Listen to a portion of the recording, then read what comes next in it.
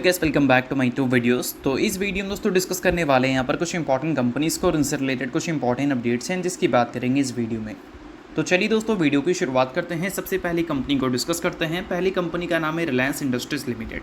But इसको discuss करने से पहले दोस्तों अगर आपने अभी तक चैनल को सब्सक्राइब नहीं किया है तो चैनल को सब्सक्राइब करके बेल आइकन को प्रेस कर लो और टेलीग्राम चैनल को भी ज्वाइन कर लो जिसका लिंक आपको डिस्क्रिप्शन में देखने को मिल जाएगा।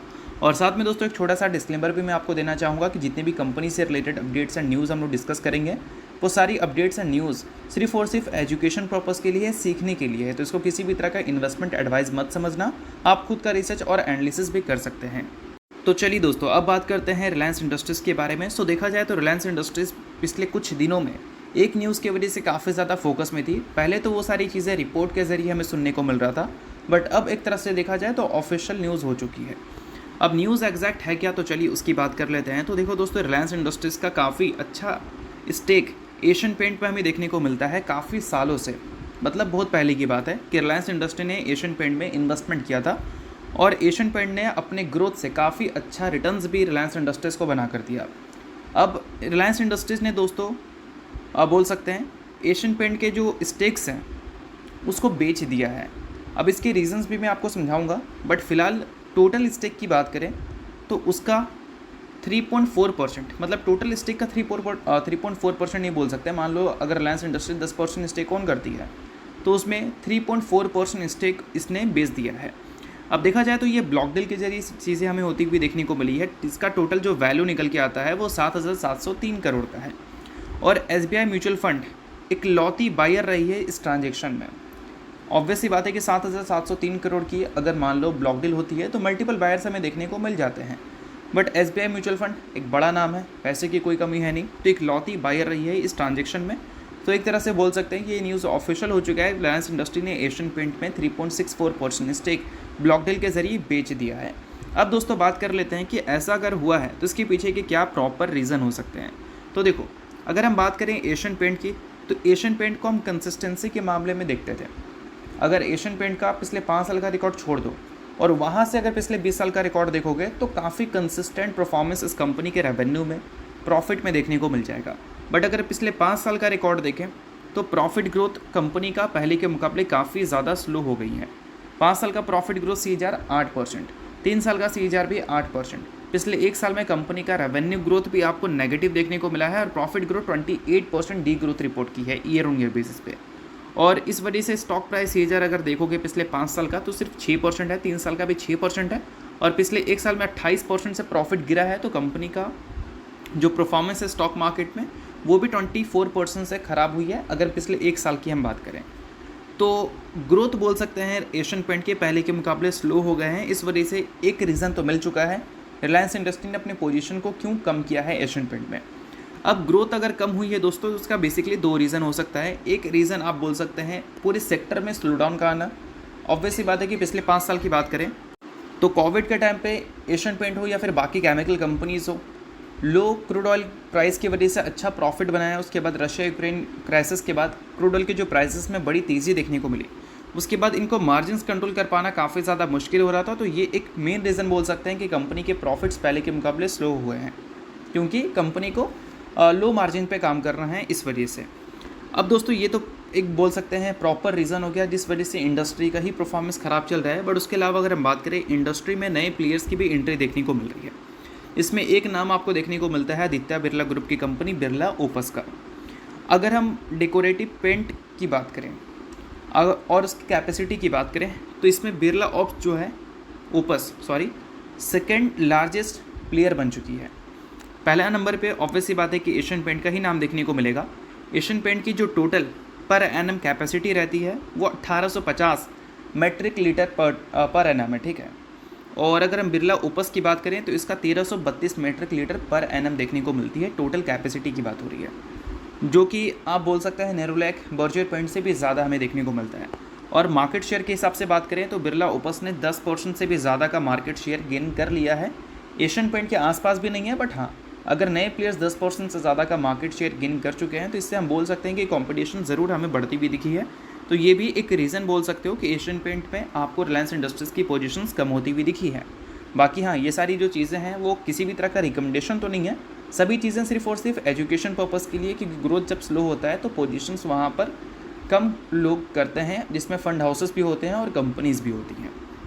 सो अब दोस्तों वीडियो में आगे बढ़ने से पहले बात कर लेते हैं एक टेलीग्राम चैनल के बारे में, जिसका लिंक आपको डिस्क्रिप्शन में देखने को मिल जाएगा। और ये टेलीग्राम चैनल से भी रजिस्टर्ड रिसर्च एनालिस्ट ट्रेडर पाजी का है, जिसका लिंक आपको डिस्क्रिप्शन में तो दिख रहा है, बट इनका लाइसेंस नंबर आपको स्क्रीन पे दिख रहा है।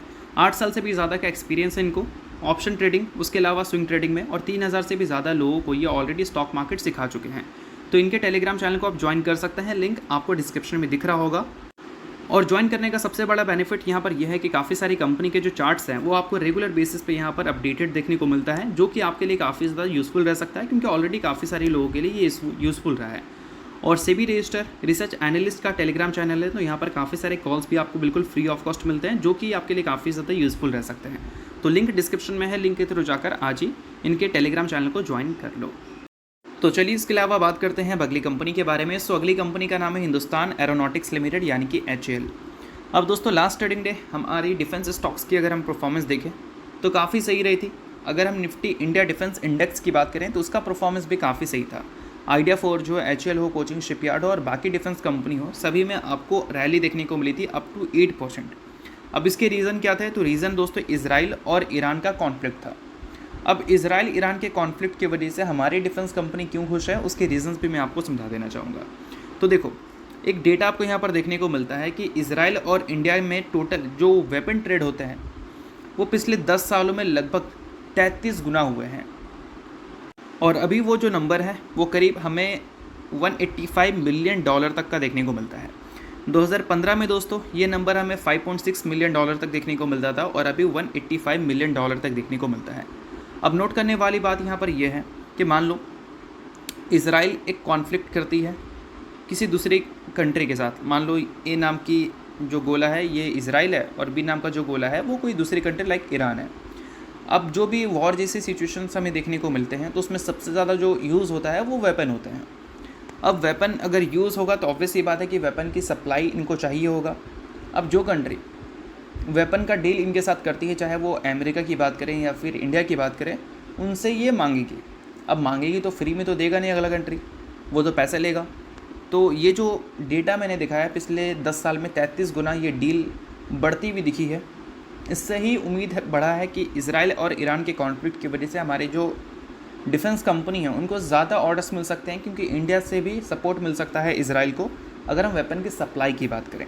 तो ये जो सारी चीज़ें हैं वो कहीं ना कहीं हमारी डिफेंस कंपनी के लिए ग्रोथ पर्पज़ से अगर हम देखें, बिज़नेस में ऑर्डर बुक की हिसाब से देखें तो अच्छा पॉइंट कंसिडर कर सकते हैं। बाकी वॉर है मिडिल ईस्ट का, कभी भी ख़त्म हो सकता है और काफ़ी लंबा भी खींच सकता है, क्योंकि मिडिल ईस्ट में वॉर जैसी सिचुएशन हमें एक तरह से देखा जाए तो कॉमन ही सुनने को मिलती है। हर साल कुछ ना कुछ हमें न्यूज़ सुनने को मिल ही जाता है। अब इसके अलावा दोस्तों बात करते हैं अगली कंपनी के बारे में। सो अगली कंपनी का नाम है हैप्पीएस्ट माइंड टेक्नोलॉजीज़ लिमिटेड। अब हैप्पीएस्ट माइंड टेक्नोलॉजी से रिलेटेड एक अपडेट हमें देखने को मिला है। अपडेट दोस्तों यहाँ पर यह है कि आनंद बालकृष्णन कंपनी के CFO अपॉइंट हुए हैं। ये जो इनका CFO का पोजीशन है वो 6 साल के टेन्योर में हमें देखने को मिलेगा। तो ऑब्वियस सी बात है कि ये एक बड़ी खबर है, क्योंकि मैनेजमेंट की चेंजेस से रिलेटेड अगर अपडेट हमें देखने को मिलेगी तो वो एक इंपॉर्टेंट न्यूज़ बन जाता है। अब दोस्तों हैप्पीएस्ट माइंड टेक्नोलॉजी की बात करें तो इसका परफॉर्मेंस पिछले 3 साल का अगर देखोगे प्रॉफिट ग्रोथ में मेनली काफ़ी डिसअपॉइंटिंग हमें देखने को मिला है, और वही रेवेन्यू ग्रोथ के हिसाब से देखें तो परफॉर्मेंस कंपनी का सही है। अब देखो, कोई भी स्टार्टअप की हम जब बात करते हैं तो वो अपने रेवेन्यू को ग्रो करना ज़्यादा प्रीफर करते हैं, क्योंकि वो स्टार्टअप है तो वो ज़्यादा खर्च करेंगे अपने ब्रांड्स को बनाने में, तो इस वजह से वो प्रॉफिट के बारे में कम, रेवेन्यू के बारे में ज़्यादा सोचते हैं। उससे क्या है कि अल्टीमेटली उनके जो वैल्यूशंस हैं वो बढ़ जाते हैं। बट कोई भी स्टार्टअप जब प्रॉफिटेबल हो जाता है, अगर लॉस में है प्रॉफिटेबल हो जाता है, तो उस टाइम इन्वेस्टर्स की जो एक्सपेक्टेशन होती है वो यही होती है कि अब यहाँ से इनके जो प्रॉफिट्स हैं वो लगातार ग्रो करते हुए नजर आए। बट अगर वो चीज़ नहीं हुआ, प्रॉफिट पाई वापस से लॉस में चल गए, तो उस टाइम में क्या होगा कि इन्वेस्टर्स के जो कॉन्फिडेंस है वो रिड्यूस हो जाएंगे, कम हो जाएंगे। अब हैप्पीएस्ट माइंड टेक्नोलॉजी में क्या हुआ है, एक टाइम पे हैप्पीएस्ट माइंड टेक्नोलॉजी में काफ़ी कंसिस्टेंट और काफ़ी मस्त ग्रोथ हमें देखने को मिलती थी। यहाँ पर आप देख सकते हैं लगातार एवरी क्वार्टर कंपनी ज़बरदस्त ग्रोथ हमें दिखाती थी। अब उसके बाद क्या हुआ है कि कंपनी के जो ग्रोथ हैं वो पिछले साल तो देखने को मिले, बट इस साल ज़बरदस्त गिरते हुए नजर आए। और पिछले साल जो ग्रोथ हमें देखने को मिली वो पहले जैसी नहीं थी, उसमें एक स्लो डाउन हमें देखने को मिला। तो इन्वेस्टर्स जो पहले इस कंपनी को हाई वैल्यूएशन दे रखे थे इसके ग्रोथ के नंबर्स को देखकर वो अचानक से बोल सकते हैं अपनी जो कॉन्फिडेंस है वो लूज़ करते हुए नज़र आए हैं कंपनी के जो ग्रोथ में स्लो डाउन आ रही है उसको देखकर। तो इस वजह से कंपनी में आपको काफ़ी टाइम से कुछ अच्छे परफॉर्मेंस देखने को नहीं मिलेंगे, चाहे आप 3 साल का CAGR देखो या फिर पिछले 1 साल का CAGR देखो।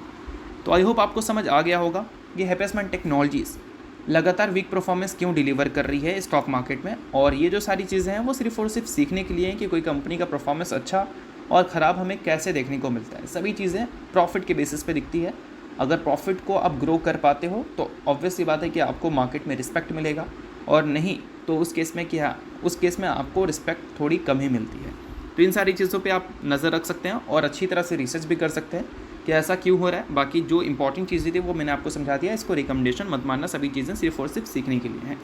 तो चलिए बात करते हैं अगली कंपनी के बारे में। नाम है दोस्तों पारस डिफेंस। रिसेंटली कंपनी ने पहली बार स्टॉक स्प्लिट का अनाउंसमेंट किया था, जो कि था 1:2 के रेशो में, यानी कि 1 के बदले कंपनी ने 2 शेयर देने का फैसला किया था, और 10 इक्विटी शेयर है तो उसके बदले कंपनी आपको 20 इक्विटी शेयर देगी।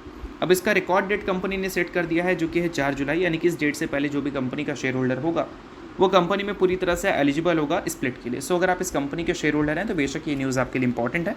शेयर होल्डर नहीं है इग्नोर कर सकते हैं, न्यूज़ थी इस वजह से मैंने बता दिया, बाकी किसी भी तरह का ये रिकमेंडेशन नहीं है।